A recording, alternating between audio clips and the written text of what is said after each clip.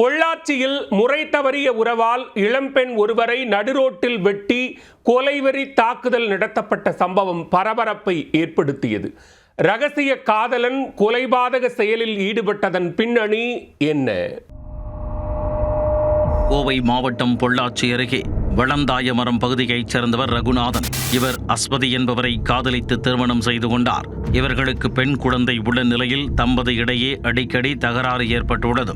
இது தொடர்பாக ரகுநாதனின் நண்பரான முரடி என்பவர் தம்பதியை சமரசம் செய்து வைத்துள்ளார். ஒரு கட்டத்தில் பஞ்சாயத்து செய்ய வந்தவர் அஸ்வதியுடன் நெருக்கமாக பழகி நண்பனுக்கே துரோகம் செய்துள்ளார்.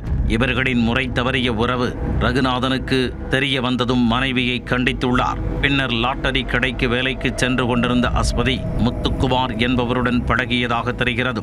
இது தொடர்பாக வால்பாறை அனைத்து மகளிர் காவல் நிலையத்தில் ரகுநாதன் புகார் அளித்துள்ளார். புகாரின் அடிப்படையில் பெண்ணுடன் முறை தவறிய உறவில் இருந்த முரடி மற்றும் முத்துக்குமாரை அழைத்து போலீசார் எச்சரித்து அனுப்பியுள்ளனர். இதையடுத்து அந்த இருவருடனான பழக்கத்தை அஸ்வதி துண்டித்துள்ளார்.